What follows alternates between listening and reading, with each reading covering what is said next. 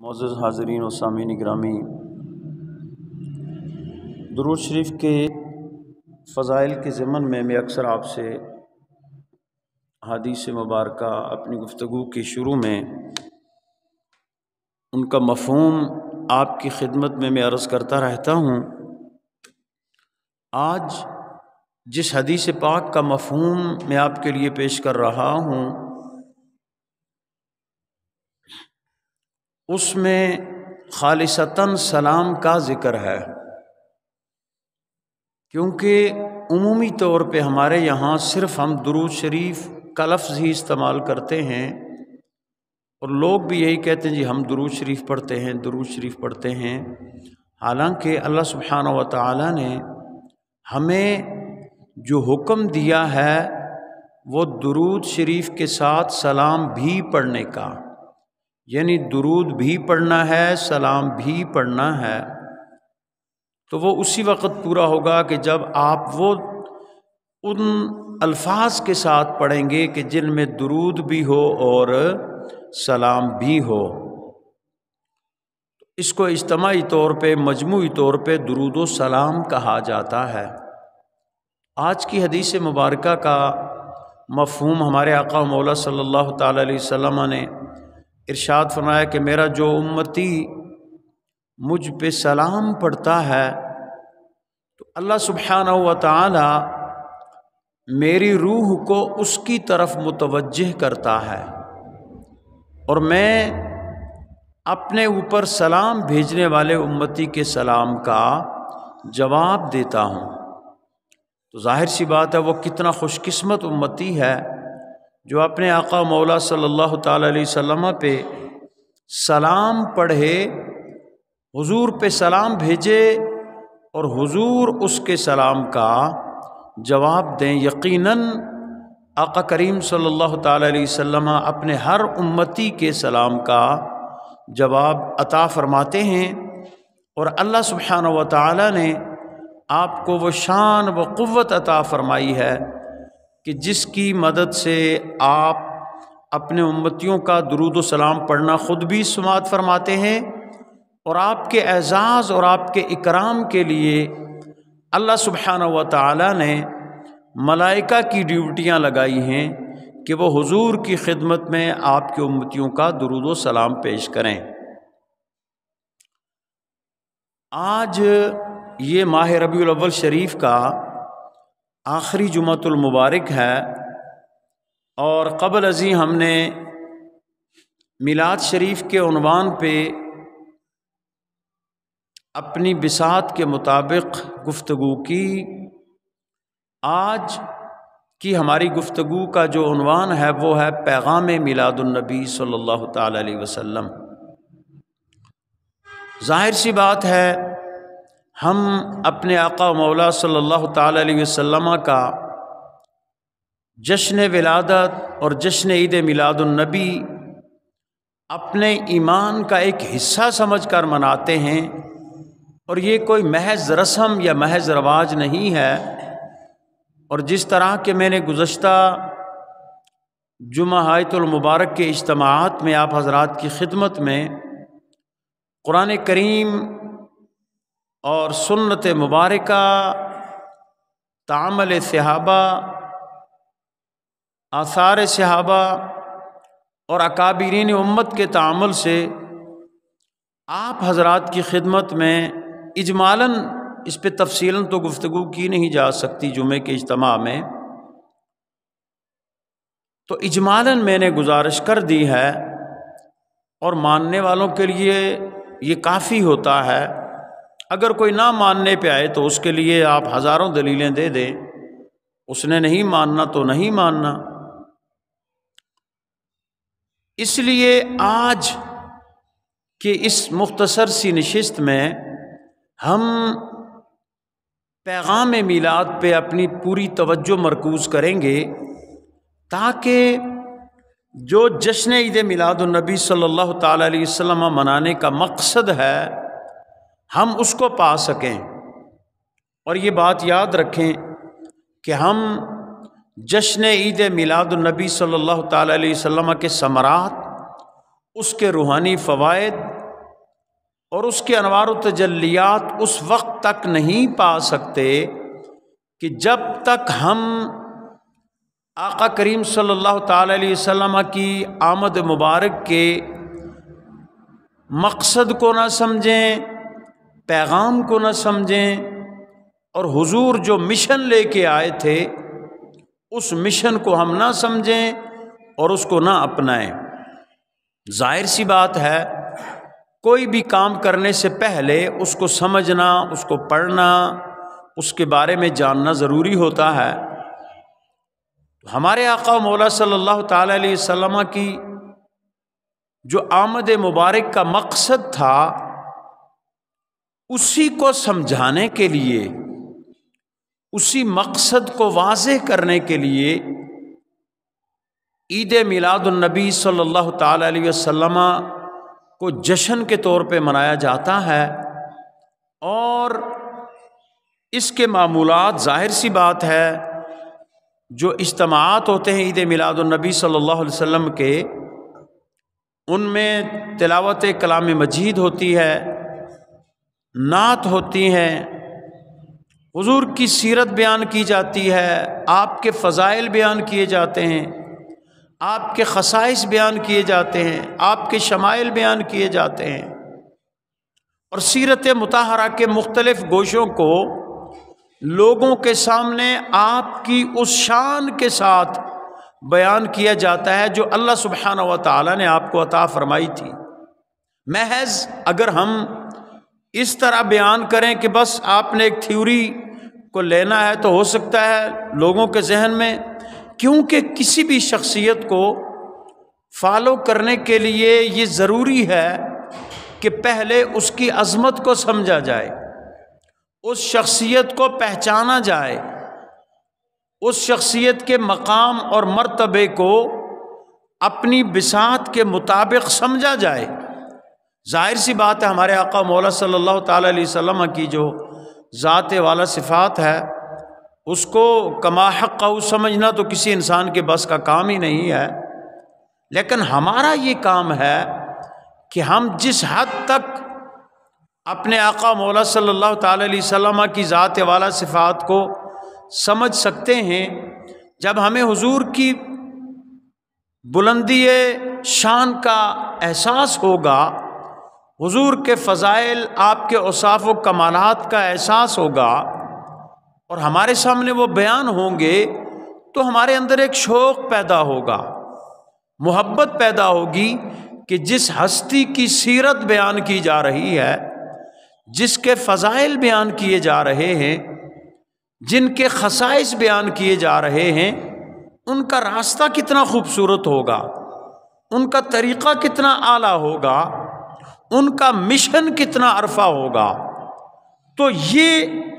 جو اطاعت ہوتی ہے نا محبت والی، اس اطاعت کا مزہ ہی الگ ہوتا ہے۔ ایک اطاعت تو وہ ہوتی ہے نا جی کہ آپ کوئی مطلب کسی لالچ میں کوئی بندہ کرتا ہے کہ یار آپ کو کوئی ایک ٹاسک دیتا ہے، ٹارگٹ دیتا ہے کہ بھئی آپ نے یہ کام کرنا ہے تو آپ کو اس کی اتنی رقم ملے گی، اتنے پیسے ملیں گے۔ آپ نے اس کام کو پھر اس نیت سے انجام نہیں دینا کہ اس کا مجھے کوئی روحانی فائدہ ہوگا، آپ اس کو اس لیے انجام دیں گے کہ میں یہ کام کروں گا مجھے اتنے پیسے ملیں گے، یا کوئی اور آپ سے وعدہ کر لیا جائے کہ بھئی ہم آپ کے ساتھ یہ کریں گے، ایسا کریں گے، آپ نے یہ کام کرنا ہے۔ ایک ہوتا ہے لالچ کے لیے کام، ایک ہوتا ہے خوف اور ڈر سے، کوئی ڈنڈا لے کے آپ کے سر پہ کھڑا ہے، کوئی آپ کو گن پوائنٹ پہ کسی کام کے لیے مجبور کر رہا ہے، آپ نے تو وہ کام کرنا ہے۔ لیکن ایک کام ہوتا ہے دل سے، دل سے کہتے ہیں نا دل سے جو آہ نکلتی ہے اثر رکھتی ہے۔ جب آپ دل میں محبت، محض محبت کا جذبہ رکھ کے، یعنی کوئی لالچ، کوئی خوف، کوئی طمع رکھے بغیر اگر آپ دل سے کوئی کام کریں گے نا، اس کا لطف ہی الگ ہوتا ہے،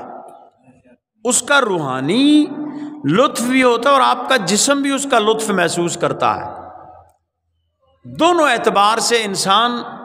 کی وہ ترقی کا، اس کی درجات کی بلندی کا باعث ہوتا ہے۔ مشہور ولیہ تھی حضرت رابعہ بصری رضی اللہ تعالی عنہ، ان کو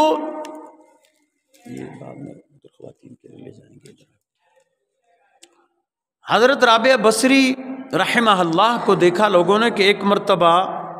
وہ جا رہی تھی، ایک ہاتھ میں پانی کا برتن بھرا ہوا تھا اور ایک ہاتھ میں چراغ تھا، یعنی وہ مطلب مشل جس کو کہتے ہیں، پرانی ہماری دیہاتی زبان میں مونگرا کہتے تھے، دلیاں سمجھ دو سو تسی، تو وہ مطلب جلائے ہوئے جا رہی تھی۔ تو ان سے پوچھا کسی دیکھنے والے نے کہ اماں جی آپ یہ دو چیزیں کس لیے اٹھائے ہوئے جا رہی ہیں؟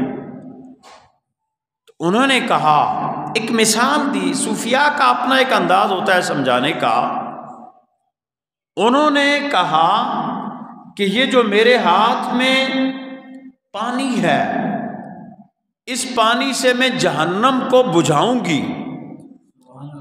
تاکہ لوگ جہنم کی لالچ، جہنم کے ڈر سے عبادت نہ کریں، اور یہ جو آگ ہے اس سے میں جنت کو جلاؤں گی تاکہ جنت کے لالچ میں کوئی عبادت نہ کرے بلکہ محض اپنے رب کو خوش کرنے کے لیے عبادت کرے۔ تو میرے بھائیوں اور دوستوں اور بزرگوں اور سامعین گرامی، یہ جو اطاعت ہوتی ہے نا دل کی، بغیر کسی خوف کے، بغیر کسی لالچ اور طمع کے کی جانے والی اطاعت اپنا الگ ہی روحانی سکون رکھتی ہے، اور بحمدہ و بعونہ تعالی اہل سنت و جماعت وہ ملت ہے کہ جو اپنے آقا و مولا صلی اللہ تعالی علیہ وسلم کی اطاعت اور آپ کی اسوہ حسنہ کی پیروی اس لیے کرتی ہے کہ ہمارے آقا و مولا صلی اللہ تعالی علیہ وسلم سے بہترین طریقہ کسی کا بھی نہیں ہے، حضور کا طریقہ ہی سب سے بہترین ہے، کیونکہ اللہ سبحانہ و تعالی نے اپنے کلام مجید میں ارشاد فرمایا سورہ احزاب کی جو میں نے آیا وَلَقَدْ كَانَ لَكُمْ فِي رَسُولِ اللَّهِ أُسْوَةٌ حَسَنَةٌ، تمہارے لیے البتہ تحقیق تمہارے لیے رسول اللہ صلی اللہ تعالی علیہ وسلم کی زندگی میں بہترین نمونہ ہے۔ تو آج کے اس اجتماع میں ہمیں یہ سمجھنے کی ضرورت ہے کہ ہمارے آقا حضور صلی اللہ تعالی علیہ وسلم کی جو اسوہ حسنہ میں ہم سب کے لیے ایک بہترین نمونہ موجود ہے، ہم اس کی طرف کیوں ہماری توجہ نہیں ہے؟ ہم جانتے تو ہیں کہ ہمارے آقا صلی اللہ تعالی علیہ وسلم کی حیات طیبہ میں ایک مزدور سے لے کے جرنیل تک اور جرنیل سے لے کے وقت کے حکمران تک حضور کی حیات طیبہ میں ہر ایک کے لیے نمونہ موجود ہے۔ حضور نے حکومت بھی فرمائی، حضور نے گلہ بانی بھی کی، یعنی حضور نے بکریاں بھی چرائیں، حضور نے تجارت بھی کی، آپ نے محنت مزدوری بھی کی۔ بلکہ میں کل ایک اجتماع میں بات کر رہا تھا کہ ہمارے آقا صلی اللہ تعالی علیہ، آج کل ہم لوگ آر سمجھتے ہیں نا کام کرنا، ہم کہتے ہیں یار مطلب یہاں تک ہمارے اندر یہ وہ گورے ایسی گندی عادتیں ڈال کے گئے ہیں کہ آفس میں بیٹھا ہوا ایک آفیسر ہے، وہ خود اٹھ کے پانی کا گلاس لے کے کولر سے نہیں پی سکتا، وہ پانی پینے کے لیے بیل بجاتا ہے، باہر سے نائب قاصد آتا ہے اور اس کو جا کے پانی پلاتا ہے، یعنی وہ خود سے پانی پینا اپنی توہین سمجھتا ہے۔ کوئی سامان اٹھانا، مثلا ہمارے ہاں یہ ہوتا ہے نا کہ، اور یہ ہمارے علماء میں بھی موجود ہے اللہ ماشاء اللہ، کہ کوئی چھوٹی سی چیز بھی اگر اٹھانی ہو تو ساتھ کوئی مطلب لڑکا لے لیتے ہیں، کوئی بچہ لے لیتے ہیں کہ چلو جب، یعنی ہر طبقے میں موجود ہے یہ چیز۔ اپنے ہاتھ سے کام کرنا لوگ آر سمجھتے ہیں، الا ماشاء اللہ کچھ لوگ ایسے ہیں کہ جو یہ سمجھتے ہیں کہ یہ کام کرنا آر اور شرم کی بات نہیں ہے، بلکہ ہمارے آقا مولا صلی اللہ علیہ وسلم کی سنت ہے۔ ہمارے آقا صلی اللہ علیہ وسلم اپنے کپڑے مبارک کو خود سی لیا کرتے تھے، حضور اپنے نالین مبارک کو خود گانٹھ لیا کرتے تھے، حضور اپنے روز مرہ کے کام، یعنی عمومی طور پہ خواتین کے ساتھ مطلب کام میں ہاتھ بٹائی آج کل یا تو ہم بہت انتہاؤں کا شکار ہو گئے ہیں، آزادی دینے پہ آتے ہیں تو حد سے باہر چلے جاتے ہیں، اور سختی کرنے پہ لوگ آتے ہیں تو بھی حد سے باہر چلے جاتے ہیں، جبکہ ہمارا دین درمیانہ ہے۔ یعنی حضور امہات المومنین کے ساتھ، اپنی ازواج مطہرات کے ساتھ گھر کے کاموں میں بھی ہاتھ بٹایا کرتے تھے۔ اور ہمارے یہاں اگر کوئی بندہ مطلب کام کر لے بیوی کے ساتھ، لوگ تو توہین سمجھتے ہیں نا، چلو یار کبھی آپ اپنا کھانا تیار کر لیں، سبزی بنا لیں، اپنے لیے آپ روٹی پکا لیں، لوگ تو کہتے ہیں یار یہ تو کڑیاں کا کام ہے۔ یعنی مطلب اتنا ہمارے اندر ایک وہ ہمارا بالکل مائنڈ سیٹ ہی چینج ہو گیا ہے۔ اور اپنا کام، ابھی میں اکثر ایک کہتا ہوں نا، یہ فرض کرے آپ لوگوں سے میں کہتا ہوں یار آپ کو کتنی اللہ نے زمینیں دی ہیں، یہ سونا اگلتی زمین ہے آپ کی، زرعی اعتبار سے جو ایسے رقبہ ہوتا ہے بالکل ایسے پڑا ہوا جیسے آپ کا رقبہ ہے، یہ سب سے بہترین رقبہ ہوتا ہے۔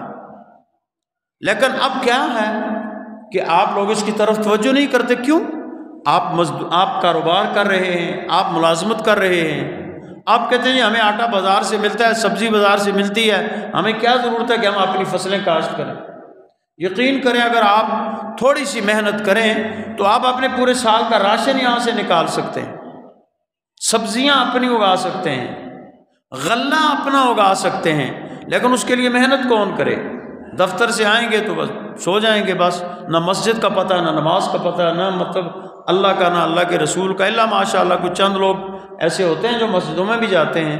ابرحال میں صرف اسی مسجد کی بات نہیں کر رہا، میں پورے ماحول کی بات کر رہا ہوں۔ یعنی لوگ، جو بندہ آفس میں آفیسر ہے وہ کہتا ہے میں کیوں کام کروں، میں کیوں گینتی اٹھاؤں، میں کیوں بیلچہ اٹھاؤں، میں کیوں ذمہ داری کروں، حالانکہ یہ بھی ہمارے آقا کی سنت ہے صلی اللہ علیہ وسلم کی کہ اپنے ذریعہ معاش، اگرچہ عرب میں اس وقت یہ زرعی زمینیں نہیں تھی نا، عرب ایک صحرا تھا، وہاں کوئی پانی کا نام و نشان نہیں تھا، کھجوروں پہ آمدنی ہوتی تھی، مطلب کھجوریں سب سے بڑا آمدنی کا ذریعہ تھی، یا بکریاں، مال، مویشی، یہ چیزیں۔ لیکن طائف کا جو علاقہ ہے وہ سرسبز و شاداب تھا اور وہ زرعی زمین تھی۔ آج بھی آپ جن لوگوں نے وہ طائف دیکھا ہے، بہت ہی سرسبز و شاداب وہ شہر ہے۔ مثلا میں عرض یہ کر رہا ہوں کہ ہم جو ہمارے آقا صلی اللہ تعالی علیہ وسلم کی سیرت کا یہ پہلو تھا کہ محنت کرو، اپنے ہاتھ سے کماؤ اور اپنے ہاتھ سے کھاؤ۔ بلکہ میں اکثر اپنے علماء سے بھی یہ بات کہتا ہوں کہ یار آپ کیوں مسجد کمیٹیوں کے محتاج بن کے بیٹھ جاتے ہو؟ بھئی آپ کو کمیٹی والی تنخواہ دیں گے تو آپ کھائیں گے، مسجد کمیٹی والے اضافہ کریں گے تو آپ کا ذریعہ معاش چلے گا۔ نہیں، یہ ذریعہ معاش نہیں ہے۔ جو آپ کے مقتدی، آپ کی کمیٹی آپ کی خدمت کرتی ہے وہ اس کا اعزاز ہے۔ کوئی کر دے تو ٹھیک ہے، نہ کرے تو نہ کرے۔ ایک عالم کو اتنا خود کفیل ہونا چاہیے کہ وہ اپنے ذریعہ معاش کے لیے مسجد کمیٹی کا محتاج نہ ہو، ورنہ پھر تو اسے کمیٹی والوں کی مرضی کے خلاف وہ ممبر پہ بیٹھ کر کوئی بات ہی نہیں کر سکتا۔ کرے گا تو اگلے کہیں گے چلو جی قاری صاحب تجھ چھٹی، اگلے اور انسانس۔ تو ممبر پہ بیٹھ کے تو وہی بات کر سکتا ہے جس کو یہ خدشہ ہی نہ ہو کہ بھیا میں کوئی کمیٹی کا محتاج ہوں۔ تو اس لیے میں کہتا ہوں کہ مثلا پرانے دور میں کیا ہوتا، علماء کاروبار کرتے تھے، جلد بندی کرتے تھے، کتابوں کی جلد بندی، کتابوں کا کاروبار، اور کوئی باعزت روزگار، ذمہ داری تک قبلہ میرے والد گرامی رحمۃ اللہ تعالی علیہ مسجد کے امام تھے، لیکن وہ مزدوری کیا کرتے تھے۔ یہ ہمارے ہاں جنگل سے لکڑیوں کی نکاسی ہوتی ہے، یا کوئی بھی محنت مزدوری کا عالم تھے الحمدللہ، لیکن انہوں نے کبھی محنت مزدوری کرنے میں کبھی آر محسوس نہیں کی۔ اپنی بھی الحمدللہ اچھی خاصی فصل ہوتی ہے، لیکن محنت مزدوری کر کے کماتے تھے۔ ویسے بھی دیہاتوں والے امام بیچارے کو پوچھتے کتنے ادھر، وہ بڑے استاد صاحب رہے ہیں بڑا عرصہ، تو میں نے سنا ہے کہ ان کو تو مکیش کی ہے، کوئی جمعرات کا ہی کشتی ہوتے تھے، باقی تنخواہیں شنخواہیں تو اب ہمیں دینے لگے ہیں۔ تو بہرحال چلیں، یہ پرانے دور کے جتنے بھی ہمارے استاد ہوتے تھے، سال میں کوئی ایک مرتبہ مقتدی لا کے ان کو مکی وغیرہ دے دیتے تھے، باقی وہ اپنا ذریعہ معاش تھا ان کا۔ اسی طرح جو بندہ آفس میں کام کرتا ہے، اس کے لیے بھی ضروری نہیں ہے کہ وہ اسی پہ مطلب ہے کرے، بھائی وہ گھر آئے۔ ہم نے کچھ لوگوں کو، اپنے لوگوں کو ایسے دیکھا ہے، دفتر سے واپس آئے، گھر پہنچے، لباس تبدیل کیا، اٹھائے اپنی ذمہ داری کے اوزار اور زمین میں چلے گئے۔ اور بالکل ہم نے خود اپنی آنکھوں سے یہ مشاہدہ کیا ہوا ہے۔ اور اس کا نتیجہ کیا ہوتا تھا؟ نتیجہ یہ ہوتا تھا کہ وہ جسمانی طور پہ فٹ رہتے تھے۔ ان کو آج بھی 70 سال کے بزرگوں کو آپ دیکھیں، 80 سال کے بزرگوں کو آپ دیکھیں گے تو پتہ چلے گا کہ ماشاءاللہ اللہ نے ان کو کتنی صحت عطا کی ہوئی ہے۔ کل ایک بزرگ تھے، ان سے بات کر رہا تھا، مجھے کہنے لگی جی میری عمر 90 سال ہے، لگ وہ تقریباً 65 سے 70 سال کے رہے تھے۔ میں نے کہا جی بڑی عجیب بات ہے، میں 53 سال کا، مجھے لوگ سمجھتے 70 سال کا بابا، تو آپ ماشاءاللہ اتنے ہیں۔ کیا ہے؟ محنت تھی۔ وہ بات کہاں سے چلی تھی کہ حضور نے صلی اللہ تعالی علیہ وسلم نے محنت کرنے والے کے ہاتھوں کو بوسہ دیا ہے، حضور نے محنت کش کے ہاتھوں کو چوما ہے، اور پھر فرمایا ہے الکاسب حبیب اللہ، جو محنت کرتا ہے وہ اللہ کا دوست ہوتا ہے۔ یہ بھی ہمارے آقا صلی اللہ علیہ وسلم کی سیرت کا ایک حصہ ہے۔ اسی طرح اپنے پڑوسیوں سے، اپنے رشتہ داروں سے حسن سلوک سیرت نبوی صلی اللہ تعالی علیہ وسلم کا ایک اہم ترین حصہ ہے۔ پڑوسیوں کے حوالے سے تو ہمارے آقا صلی اللہ علیہ وسلم فرماتے ہیں کہ جبریل امین اتنی مرتبہ پیغام لے کے آئے نا پڑوسیوں کے حقوق کے حوالے سے، کہ مجھے لگا کہ شاید پڑوسی کو جائیداد میں بھی حصہ دار بنا دیا جائے گا۔ یعنی انسان جب مرتا ہے نا جی، تو اس کا جو ترکہ ہوتا ہے تو اس میں ظاہر سی بات ہے اس کی اولاد اور اس کے والدین اور رشتہ دار ہوتے ہیں جو قریبی ہوں، لیکن پڑوسی کے بارے میں حضور فرماتے ہیں صلی اللہ تعالی علیہ وسلم کہ اتنی تواتر سے اللہ کی طرف سے ہدایات آئیں وحی کے ذریعے کہ میں نے سوچا کہ شاید پڑوسی کو بھی وراثت میں سے حصہ دار بنایا جائے گا۔ اور پڑوسی کے اتنے حقوق ہیں کہ ہم جس کا تصور بھی نہیں کر سکتے، جس کی ادا، یعنی اس کو سمجھنے کا تصور ادا۔ دیکھیں نا، اللہ کے رسول صلی اللہ علیہ وسلم کے فرامین کا مفہوم ہے، تم اپنے گھر کوئی اچھی شے پکاؤ تو اس میں اپنے پڑوسی کا بھی حصہ کر دو، اور اگر نہ کر سکو تو کم از کم اس کی جو خوشبو ہے نا وہ پڑوسی کی پہنچ سے دور رکھو، تاکہ اس کو، مطلب اس کے بچوں کو کسی محرومی کا احساس نہ ہو۔ اور مکان اگر بناؤ تو اتنا اونچا نہ بناؤ کہ تمہارے پڑوسی کے مکان کے لیے ہوا کا گزر مشکل ہو جائے، اس کا پردہ متاثر ہو۔ تو آپ اسی سیرت کے اسی حصے کو دیکھ لیجئے کہ ہم کس حد تک اس پہ عمل کر رہے ہیں۔ ہمارے یہاں تو باقاعدہ دکھایا جاتا ہے،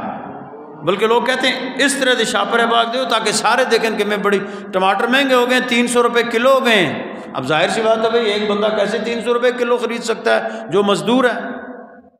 اب ایک جو بندہ بڑا کاروباری ہے، اس کے پاس پیسہ ہے، وہ کہتے ہیں یار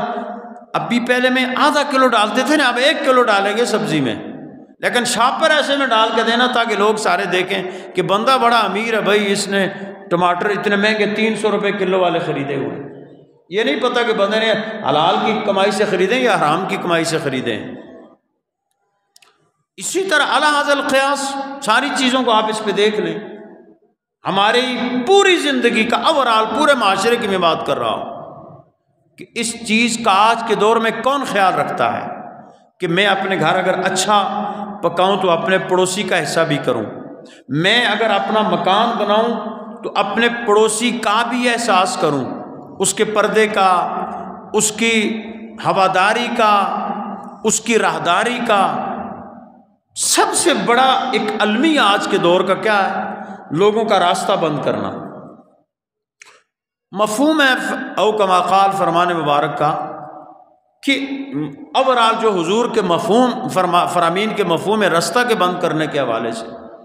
وہ تو ایسے ہیں کہ جو کسی مسلمان کا اس طرح راستہ بند کرتا ہے، اللہ اس کے لیے رزق کے راستے بند کر دیتا ہے، اس کے لیے آسانیوں کے راستے بند کر دیتا ہے،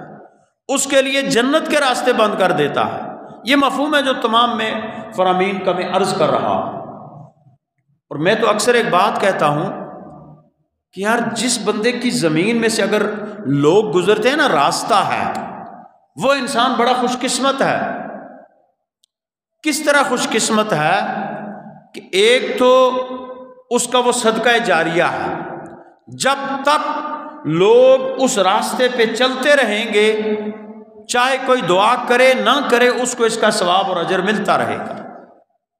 اور دوسرا ایک برکت بھی ہے، اور برکت کیا ہے؟ برکت یہ ہے کہ اللہ کی مخلوق مطلب مختلف قسم کی ہوتی ہے، ہر بندے کا اپنا اپنا ایک مقام ہے۔ اب یہ مجذوب ہمارے سامنے آ کے بیٹھا ہوا ہے، یہ اس کا دل ہوتا ہے کہ امڑ نل گلن آ کے ملا جی صحیح جفل آ۔ اب ابھی بھی یہ ادھر ابھر رہا تھا، میں آ کے یار بے تو مہربانی کر، تو یہ سبحان اللہ ماشاء اللہ بھی اونچی آواز میں کہتا ہے، کیوں جی خوش ہوتا ہے۔ اب اس کا اپنا ایک مقام ہے نا بھائی، ہمیں کیا پتہ ہے اللہ کے یہاں اس کا ہم تو کہتے ہیں وہ نہ ہو پتہ نہیں مڑ کپڑے میلے اس نے نال بیسی کا خدا کی قسم، ہمیں کیا پتہ ہے کہ اللہ کے یہاں اس کا کیا مقام ہے؟ ہم جو اوپر سے اجلے اجلے نظر آئے، کیا پتہ ہمارے اندر کتنی گندگیاں ہوں؟ یہ جو باہر سے میلا نظر آ رہا ہے، کیا پتہ ہے کہ اندر سے یہ کتنا صاف ہو؟ مطلب ہمارے اپنے محسوسات ہیں نا۔ اللہ کی مخلوقات میں بہت سی قسمیں ہیں، مختلف قسمیں ہیں، اور کوئی بھی اللہ کا بندہ اگر آپ کی زمین سے، آپ کے راستے سے ایسا گزر جائے کہ جس کے قدم برکت والے ہوں، تو ہو سکتا ہے آپ کا بھی کام بن جائے۔ اس لیے مخلوق کا راستہ روکنا، اس کے مطلب کوشش کرنا کہ راستوں کو بند کر دیا جائے، ہمارے آقا صلی اللہ علیہ وسلم کی سیرت کے سراسر خلاف۔ اسی طرح رشتہ داروں کے حقوق، رشتہ دار آپ کے جو ہیں، یہ ہمارے آقا صلی اللہ علیہ وسلم سیرت کا ایک اہم حصہ ہے۔ قطع رحمی یعنی رشتوں کو کاٹنا، جس کو عرف عام میں بائیکاٹ کہتے ہیں، سوشل بائیکاٹ۔ آپس میں ظاہر سی بات ہے کسی بات پہ تھوڑا سا جھگڑا ہو جائے تو لوگ صدیوں ایک دوسرے کے ساتھ بات نہیں کرتے، خوشی غمی میں شرکت نہیں کرتے، غیبتیں کرتے رہتے ہیں۔ یہ قطع رحمی سب سے بڑا گناہ ہے۔ یہاں تک کہ یہ جو بڑی راتیں ہیں نا، شب قدر، شب برات، ان کے حوالے سے آیا کہ اللہ سبحانہ و تعالی ہر بندے کی مغفرت کر دیتا ہے، لیکن جو قطع رحمی، چند لوگ ایسے ہیں جن میں ایک وہ شخص بھی ہے جو قطع رحمی کرتا ہے۔ قطع رحمی کا مطلب ہے کہ جو بلا وجہ اپنے رشتہ داروں سے بائیکاٹ کر دے۔ اس کی دو مثلاً وجوہات ہو سکتی ہیں۔ ایک تو یہ ہے کہ کوئی شریعت کے خلاف ہو، مثلا آپ کا کوئی عزیز ہے، رشتہ دار ہے، آپ اس کو بار بار کہتے ہیں بھیا یہ کام شریعت کے خلاف ہے، یہ کام نہ کرو، وہ باز نہیں آتا، آپ تنبیہ کے طور پہ اس کا بائیکاٹ کر سکتے ہیں۔ یا کوئی پھر اتنا ستائے کہ انسان کہ یار تجھ سے ہمیں ہی چنگا، لیکن وہ بھی بہتر یہ ہے کہ انسان اپنے دل میں کوئی میل نہ رکھے۔ تو قطع رحمی جو ہے یہ بھی ایک بہت بڑا گناہ ہے۔ رشتہ داروں سے حسن سلوک کرنا، یہ ہمارے آقا صلی اللہ علیہ وسلم کی سیرت کا اہم حصہ ہے۔ اور جو آپ کے غریب رشتہ دار ہیں، مثلاً بعض لوگ ایسے ہوتے ہیں نا، اب ہمارے معاشرے میں آپ دائیں بائیں نظر دوڑائیں گے تو خاندانوں میں کچھ لوگ ایسے ہوتے ہیں کہ جو بہت زیادہ غریب ہوتے ہیں، اور اسی خاندان کے لوگ آگے جا کے نا کافی مطلب ان کے پاس اللہ کے فضل سے یا کوئی محنت کرتے ہیں، کوئی کاروبار کرتے ہیں، کوئی پڑھتے ہیں، وہ جا کے ایک اعلیٰ منصب پہ فائز ہو جاتے ہیں، اور ان کے پاس دنیوی اعتبار سے جاہ و منصب بھی آ جاتا ہے، مال و دولت بھی آ جاتا ہے۔ اب یہ سب سے بہترین جو آپ کے اس جو امیر بندہ ہو، جو صاحب ثروت ہو، اس کے صدقات کا، اس کے عطیات کا سب سے بڑا حقدار اس کا وہ رشتہ دار ہے کہ جو غریب ہے۔ سب سے پہلے اگر وہ اس کو دے گا تو اس میں اس کے لیے دو فائدے ہوں گے، ایک تو صدقے کا فائدہ بھی ہوگا اور دوسرا صلہ رحمی کا اس کو اجر بھی ملے گا۔ تو ظاہر سی بات، ہم اگر اپنے دائیں بائیں نظر دوڑائیں تو دیکھیں گے کہ ہمیں کتنے لوگ ایسے نظر آتے ہیں کہ جو ہمارے معاشرے میں یہ کام کرتے ہیں کہ اگر وہ ان کے پاس دولت اور ثروت آ جائے، وہ بہت امیر ہو جائیں، تو وہ اپنے رشتہ داروں کی خدمت کرتے ہیں۔ محدود چند لوگ ایسے ہوں گے۔ ایک بزرگ اپنا واقعہ سناتے ہیں نا کہ میں نے پچھلے دنوں کہیں سنا تھا، وہ بتاتے ہیں کہ ایک کینسر کا مریض ان کے پاس آیا، ایک ایسا بندہ تھا جس کو ڈاکٹروں نے لا علاج کر دیا تھا کہ بھئی اب تیرا کوئی دوائی تجھ پہ کارگر نہیں ہے۔ تو بندہ جب بہت زیادہ مایوس ہو جاتا ہے، پھر یہ اللہ والوں کے پاس تو پھر جاتے ہیں، کئی تو لوگ جاتے رہتے ہیں، کچھ نہیں جاتے، لیکن جب پھر وہ ذرا ہونا پھر کچھ، تو وہ پھر ایک دم پھر وہ گیا ان کے پاس، صوفی بزرگ کے پاس گیا۔ انہوں نے پوچھا بھئی تم کہاں رہتے ہو؟ اس نے کہا جی میں فلاں سٹی شہر میں رہتا ہوں، اتنا میرا بزنس ہے، کروڑ پتی ہوں میں، ارب پتی ہوں، اتنا پیسہ ہے میرے پاس۔ انہوں نے کہا کبھی اپنے رشتہ داروں کے ہاں گئے ہو؟ اس نے کہا جی پتہ نہیں، عرصہ دراز ہو گیا، گاؤں سے آیا تھا، دیہات سے آیا تھا، تو پتہ نہیں کتنا عرصہ ہو گیا اب میں رشتہ داروں کے ہاں نہیں گیا، مجھے پتہ ہی نہیں ہے، میں نہیں گیا۔ انہوں نے فرمایا کہ ایسا کر، اب تو اپنے گاؤں چلا جا، ویسے بھی تجھے ڈاکٹروں نے لا علاج قرار دے دیا ہے، تو گاؤں چلا جا، وہاں مہینہ 2 مہینے گزار، اور جتنا تیرے پاس دولت ہے نا اس کو اپنے ان رشتہ داروں پہ، ان گاؤں کے لوگوں پہ خرچ کر، تو جتنا تجھے موقع ملے۔ اب اس کے مقدر میں اللہ نے شفا لکھی تھی، تو وہ چلا گیا، اس نے سن لی ان کی بات، پیسہ وغیرہ لیا، گاؤں چلا گیا، وہاں اس نے رفائی کام شروع کر دیے، کسی غریب کی بچی کی شادی کروا دی، کسی یتیم کو کوئی کاروبار کروا دیا، کسی کو گاؤں میں کوئی رفائی کام تھے، کرتا رہا 2 مہینے یا مہینے بعد وہ واپس آیا ان بزرگوں کے پاس کہ جی میں نے ماشاءاللہ اتنے پروجیکٹ گاؤں میں شروع کر دیے اور وہ چل رہے ہیں، اور انشاءاللہ وہ تسلسل کے ساتھ چلتے رہیں گے۔ انہوں نے فرمایا اب جا کے ٹیسٹ کروا۔ تو وہ بندہ گیا، اس نے جا کے اپنا ٹیسٹ کروایا، ڈاکٹر حیران رہ گئے کہ یار تیرے تو سارے کے سارے ٹیسٹ مثبت ہیں اور تو بالکل ٹھیک ہے۔ یعنی آپ دیکھیں نا کہ صرف کیا کیا، اس نے صدقہ دیا۔ بات ہوتی ہے یقین کی۔ ہمارے آقا صلی اللہ علیہ وسلم کا وہ مشہور صدقہ جو ہے وہ رد بلا ہے، بلاؤں کو ٹالتا ہے۔ اب جس بندے کو ڈاکٹر نے لا علاج قرار دے دیا، اس بندے نے صلہ رحمی کی، اپنے غریب رشتہ داروں کے ساتھ اچھا سلوک کیا، ان کی خدمت کی، مخلوق خدا کی بھلائی کی، تو اللہ نے اس کو نواز دیا، اللہ نے اس کو صحت دے دی۔ اسی طرح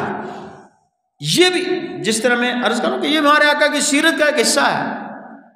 آپ اپنے رشتہ داروں کے ساتھ حسن سلوک، پڑوسیوں کے ساتھ حسن سلوک۔ اور پھر ہمارے ہاں عمومی جو تصور دین کے حوالے سے یہی ہے نا کہ بھئی بس ٹھیک ہے جی، آپ نے نمازیں پڑھ لیں، آپ نے روزے رکھ لیے، آپ نے سنت رسول کو اپنا لیا، آپ بڑے مسلمان ہو گئے، دیندار ہو گئے، جبکہ یہ دین کا ایک حصہ ہے۔ عبادات جو ہے نا، یاد رکھیں دین 2 چیزوں کا مجموعہ ہے، عبادات اور معاملات، جن کو عرف عام میں آپ مثلا حقوق اللہ اور حقوق العباد بھی کہا جاتا ہے۔ حقوق اللہ بھی پورے کرنے ضروری ہیں، لیکن ان کے ساتھ ساتھ حقوق العباد کا خیال رکھنا بھی ضروری ہے۔ اور ہمارے آقا صلی اللہ علیہ وسلم کا یہ جشن میلاد ہے، اس کا اور حضور سے محبت کا تقاضا بھی یہی ہے کہ ہم حقوق اللہ پہ بھی توجہ دیں۔ حقوق اللہ کیا؟ عبادات، اللہ کے احکامات جو حضور کے ذریعے ہم تک پہنچے وہ حقوق اللہ ہیں، اور معاملات حضور کی سیرت کا حصہ جو ہمارے آقا صلی اللہ علیہ وسلم نے خود کر کے دکھایا۔ میں جیسے عرض کر رہا تھا، میں نے وہ کل بھی وہاں یہ بات کی کہ یار تقریریں اتنا اثر نہیں ڈالتی انسان پہ۔ آپ 100 تقریریں کریں نا، اتنا اثر نہیں ڈالیں گی جتنا آپ کا عمل اثر ڈالے گا۔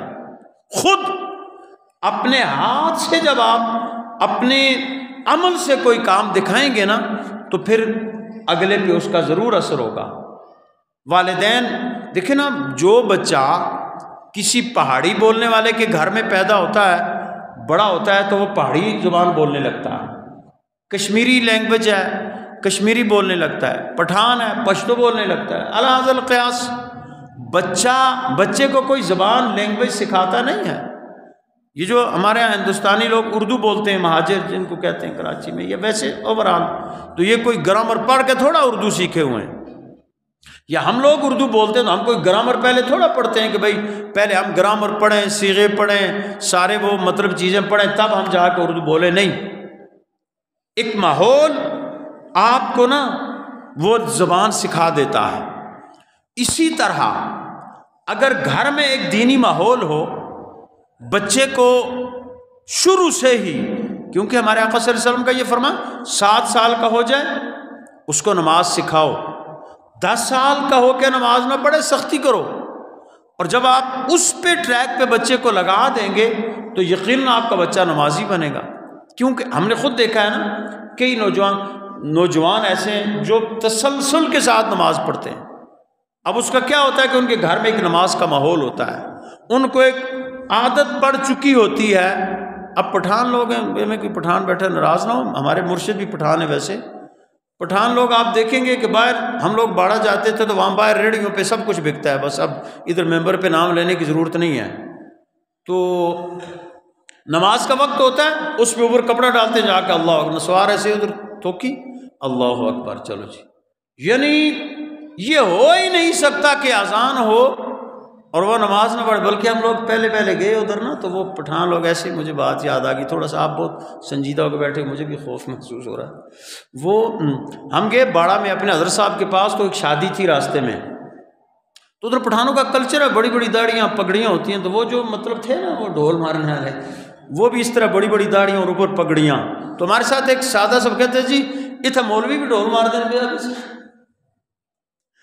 تو میں نے کہہ رہا یہ مولوی نہیں ہے، یہ پٹھانوں کا کلچر ہے۔ پٹھان لوگ مطلب ان کی داڑھی اور پگڑی ویسے بھی ہوتی ہے، تو وہ ساتھ ایسے ڈھول بھی مارتے ہیں، ساتھ یوں چلتا ہے، تو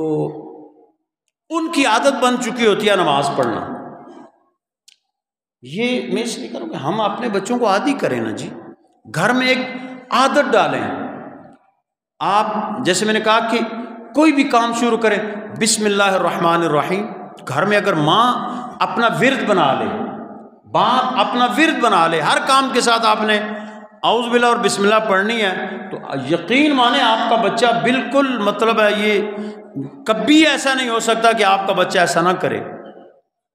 ہم نے اپنے مدرسے میں اس طرح میں نے شروع کروایا کہ بچوں کو درود شریف پڑھنا، کہ بیٹا آپ نے روزانہ 5 منٹ 10 منٹ جتنا ٹائم ملے بیٹھ کے گھر میں درود شریف پڑھنا ہے، درود بھی اور سلام بھی جس کے ساتھ، جیسے میں نے پہلے تو سب سے مختصر کیا ہے صلی اللہ علیہ وسلم، صلی اللہ علیہ وسلم، جس تقریباً 1.5 سال کا بچہ 2 سال کا بچہ آسانی سے 2 سال کا بچہ بھی آسانی سے صلی اللہ علیہ وسلم پڑھ سکتا ہے۔ اگر ہم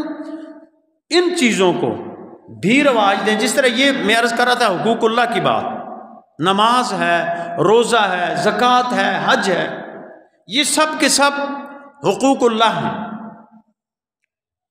اور یہ اللہ کا حکم ہے، اور حقوق العباد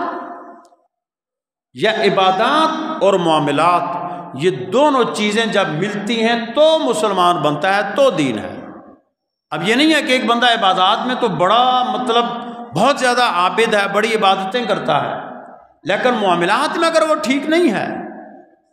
اس کے پڑوسی اس سے تنگ ہیں، اس کے رشتہ دار اس سے تنگ ہیں، وہ کاروبار میں مطلب خیانت کرتا ہے، وہ بول چال میں خیانت کرتا ہے، دوسروں کو حقیر سمجھتا ہے، اس کی عبادت تو مطلب اس کو کوئی فائدہ نہیں دے گی۔ لیکن اس کا یہ مطلب ہی نہیں ہے کہ بندہ کرنا ہی چھوڑ دے، کیونکہ ہمارے آقا صلی اللہ تعالی علیہ وسلم کی خدمت اقدس میں ایک خاتون کا تذکرہ ہوا کہ یا رسول اللہ، نہیں ایک مرد کا، یا رسول اللہ ایک بندہ ہے جو نماز پڑھتا ہے لیکن وہ بے حیائی کے کاموں میں بھی ملوث ہے۔ تو میرے آقا صلی اللہ علیہ وسلم نے ارشاد فرمایا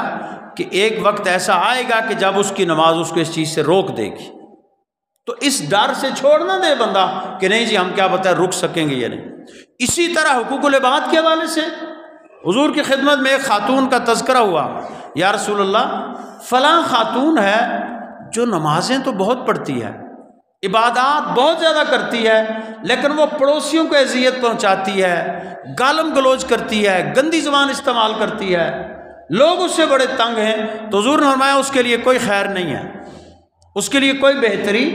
نہیں ہے۔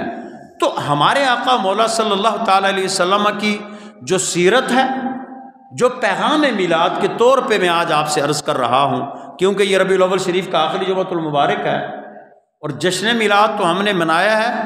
اب مشن میلاد کو لے کے چلنا ہے، جو ہمارے آقا صلی اللہ علیہ وسلم کا مشن تھا، جو آپ کی چاہت تھی۔ یہ کیسے ہو سکتا ہے کہ ایک بندہ مومن آپ سے محبت کرتا ہو، آپ کا حقیقی محب ہو، اور پھر منادی کی آواز آئے حی علی الصلاح حی علی الفلاح، اور وہ گھر میں سکون سے بیٹھا رہے، نماز پڑھنے نہ آئے؟ یہ ممکن ہی نہیں ہے۔ مطلب ہم لوگ دعوے اور بہت زیادہ کرتے ہیں، لیکن اس کو سبق کے طور پہ اپنانا، اس کو مشن کے طور پہ اپنانا، یہ ہمارے لیے ضرورت ہے کہ جشن میلاد کے ساتھ ساتھ ہم مشن میلاد کو بھی سمجھیں۔ اور جب تک میرے بھائیوں، دوستوں اور عزیزوں ہم ان چیزوں کو نہیں سمجھیں گے، ایسے ہم نعرے لگا لیں گے، لنگر بھی کھا لیں گے۔ جیسے بارش پڑتی ہے نا پتھر پہ، تھوڑا سا پتھر بھیگ جاتا ہے تو بارش ختم ہو جائے تو وہ پتھر پھر سوکھ جاتا ہے، بس اس کی یہی مثال ہوگی کہ جب تک بارش برستی رہے گی وہ پتھر تر رہے گا، جب بارش رک جائے گی تو اس کی تری ختم ہو جائے گی۔ تو یہ میں نے میلاد شریف کے جو پیغام کے طور پہ آج آپ کی خدمت میں گزارشات پیش کی۔ اور آخری بات، بڑی افسوس کی بات ہے، گزشتہ دنوں حویلیہ میں جشن عید میلاد النبی صلی اللہ تعالیٰ علیہ وسلم کے جلوس پہ، ایک تو پہلے جو 12 ربیع الاول شریف کو جلوس نکلا تھا وہاں بھی کچھ ٹینشن ہوئی تھی انتظامیہ اور وہاں ان لوگوں کے درمیان۔ اس کے بعد جب ابھی گزشتہ دنوں وہاں میلاد النبی صلی اللہ تعالیٰ علیہ وسلم کا جلوس ہوا، جلوس ختم ہو گیا تھا، ہماری ان قائدین سے بات ہوئی کہ جلوس ختم ہو گیا، جلوس کے بعد لوگ واپس جا رہے تھے ہری پور، حویلیہ سے آگے جا کے ہری پور سے، میرے خیال میں ہری پور سے پہلے آتا ہے یہ گجرائے صالح، غالباً ہری پور سے پہلے آتا ہے، یعنی جلوس حویلیہ سے وہ گزر کے سرائے صالح جب پہنچ چکے تھے تو جلوس پہ فائرنگ ہوئی، سیدھی فائر کیے گئے۔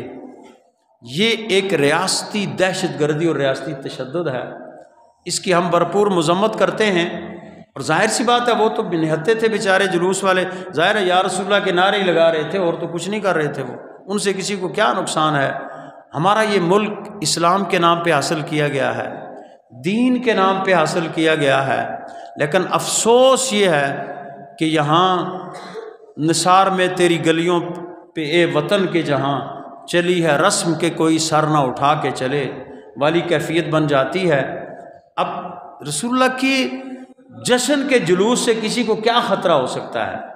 اس لیے اس ریاستی دہشت گردی کی آج کے اس اجتماع میں ہم شدید مذمت کرتے ہیں اور حکومت سے یہ مطالبہ ہے ہمارا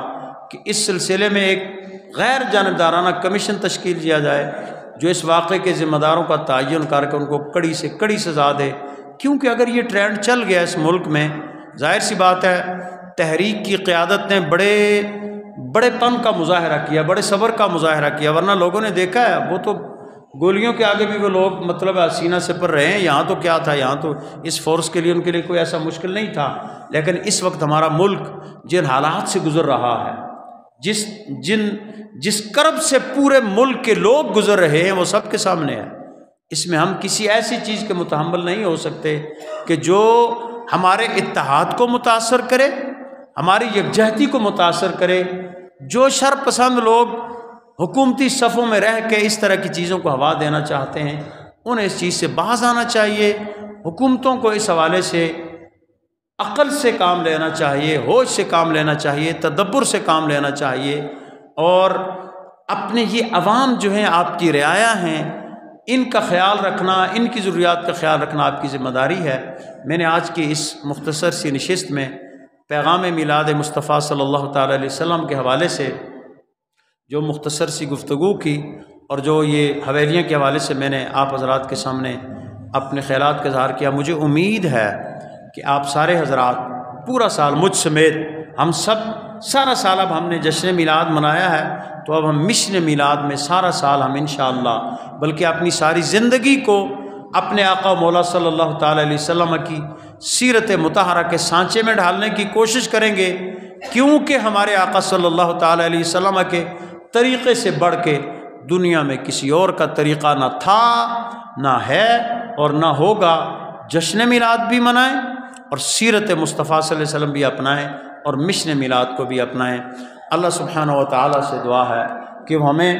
پیغام میلاد شریف کو سمجھنے کی کوشش عطا فرمائے اور ہمیں آقا صلی اللہ تعالیٰ علیہ وسلم کی اسوہ حسنہ پہ چلنے کی توفیق عطا فرمائے۔ وما توفیقی الا باللہ۔